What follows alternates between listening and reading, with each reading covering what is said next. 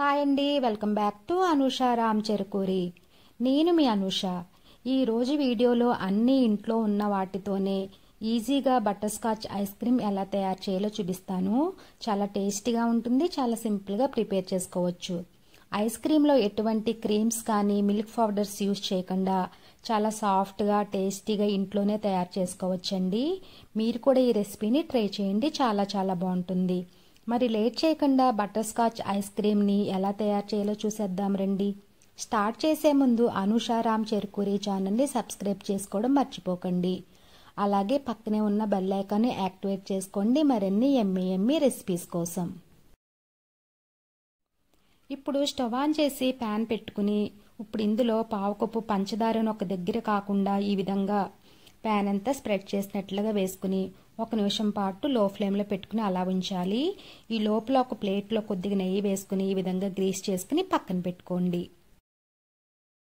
పంచదార కొంచెం వేడైన తర్వాత మీడియం ఫ్లేమ్ పెట్టుకుని కలుపుతూ ఉండాలి. చూసారు కదా, పంచదార కరగడం స్టార్ట్ అయింది కదా. ఇప్పుడు ఫ్లేమ్ని లోలో పెట్టుకుని పంచదారను పూర్తిగా కరగనివ్వండి. పంచదార పూర్తిగా కరిగిన తర్వాత ఇప్పుడు ఇందులో 1/2 స్పూన్ నెయ్యి వేసుకోవాలి. నెయ్యి కూడా బాగా కలిసేలాగా కలుపుకోవాలి. ఇలా బాగా కరిగిన తర్వాత పావు కప్పులో సగం జీడిపప్పు పలుకులు వేసుకోవాలి. ఇవి కూడా బాగా కలిసేలాగా 1 నిమిషం పాటు కలుపుకోవాలి. ఇలా కలుపుకున్న తర్వాత స్టవ్ ఆఫ్ చేసుకుని వెంటనే నెయ్యి రాసిన ప్లేట్లో వేసుకోవాలి.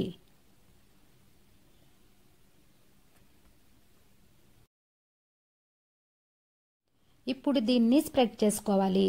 ఇలా స్ప్రెడ్ చేసుకున్న తర్వాత పూర్తిగా చల్లారనివ్వండి.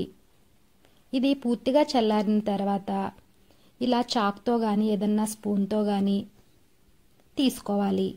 ఇది ఈజీగానే వచ్చేస్తుందండి. ఇలా తీసుకున్న తర్వాత ఇప్పుడు వీటిని చిన్న చిన్న ముక్కలుగా చేసుకోవాలి.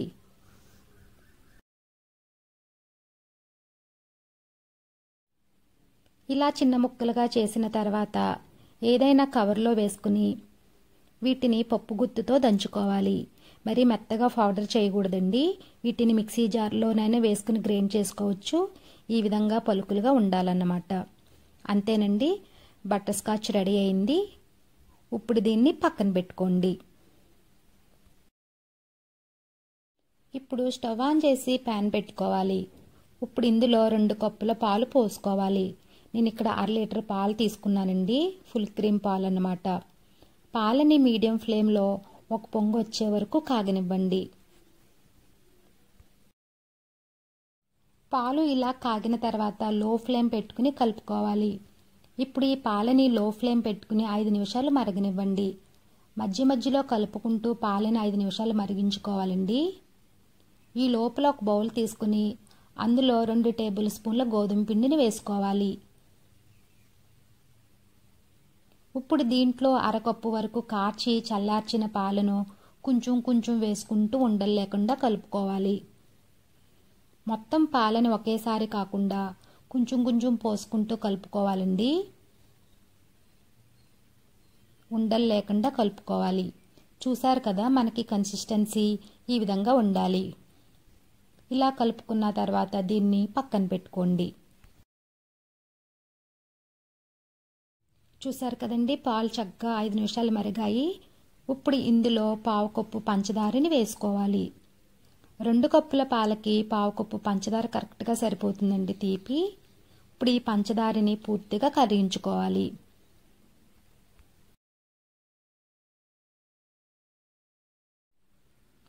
పంచదార పూర్తిగా కరిగిపోయిందండి. ఇప్పుడు ఈ పాలని మరో 5 నిమిషాలు మరగనివ్వండి. మధ్య మధ్యలో కలుపుకుంటూ ఉండాలండి. 5 నిమిషాల తర్వాత మనం ముందుగా కలుపుకున్న మిశ్రమాన్ని ఒకసారి కలుపుకోవాలి. ఇలా కలుపుకుని పాలల్లో వేసుకుని వెంటనే కలుపుకోవాలండి, లేదంటే ఉండలు కట్టేస్తుందన్నమాట.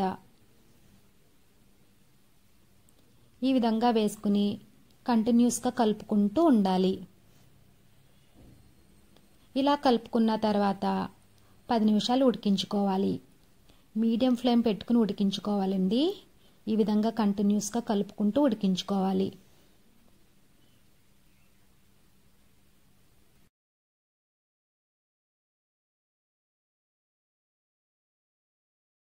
చూసారు కదా, చిక్కబడడం స్టార్ట్ అయింది. అడుగు పట్టుకోకుండా కలుపుతూ ఉండాలి.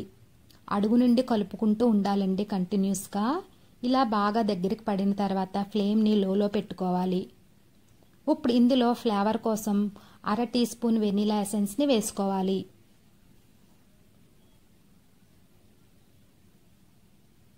ఇప్పుడు బాగా కలుపుకోవాలి.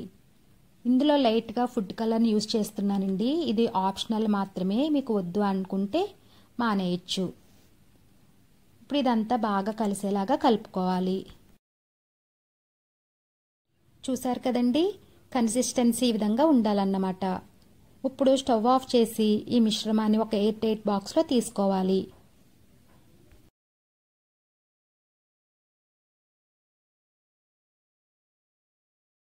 ఇప్పుడు దీన్ని పూర్తిగా చల్లారనివ్వాలండి. ఇది పూర్తిగా చల్లారిన తర్వాత ఒక 2 గంటల పాటు ఫ్రిడ్జ్లో పెట్టుకోవాలి.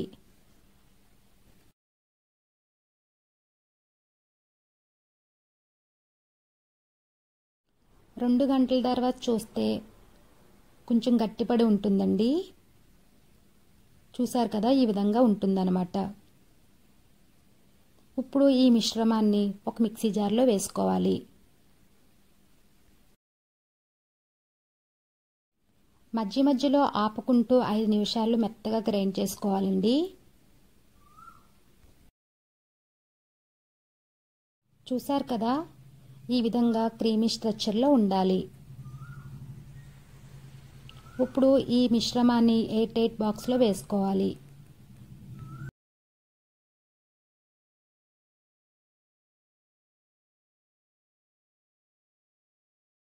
ఇప్పుడు మనం ముందుగా ప్రిపేర్ చేసుకున్న బటర్ స్కాచ్ ఉంది కదా, సగం వరకు వేసుకోవాలి. మిగిలిన సగం పక్కన పెట్టుకోండి. ఇప్పుడు ఒకసారి బాగా కలుపుకొని మూత పెట్టుకోవాలి. ఇప్పుడు ఈ బాక్స్ని డీప్ ఫ్రిడ్జ్లో 8 అవర్స్ ఉంచాలి. ఓవర్ నైట్ అయినా సరే ఉంచేయచ్చండి.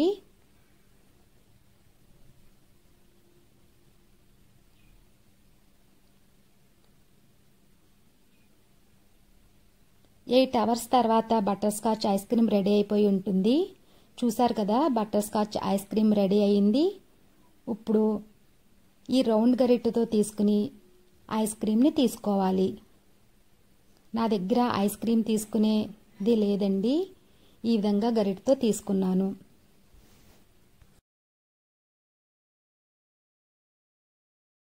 కదండి, ఇలా రౌండ్ గరిటెతో తీసుకున్నా సరే చాలా నీట్గా వచ్చింది. అంతేనండి, ఎంతో టేస్టీగా ఉండే butter scotch ice cream ready అయింది. ఐస్ క్రీమ్ పైన బటర్ స్కాచ్ వేసుకుని గార్నిష్ చేసుకుని తింటే చాలా చాలా బాగుంటుంది. చాలా సాఫ్ట్గా ఉంటుందండి. టేస్ట్ కూడా చాలా చాలా బాగుంటుంది. చూసారు కదా, అన్ని ఇంట్లో ఉన్న వాటితోనే చాలా ఈజీగా butter scotch ice cream ready చేసుకున్నాం. ఈ రెసిపీని మీరు కూడా ట్రై చేయండి. చాలా అంటే చాలా చాలా బాగుంటుందండి. ఈ వీడియో కనుక మీకు నచ్చినట్లయితే లైక్ చేయండి. అలాగే మీ ఫ్రెండ్స్కి, రిలేటివ్స్కి షేర్ చేయండి. అలాగే కామెంట్ చేయండి. మరిన్ని ఎమ్మె రెసిపీస్ కోసం మా ఛానల్ని సబ్స్క్రైబ్ చేయండి. Thank you for watching.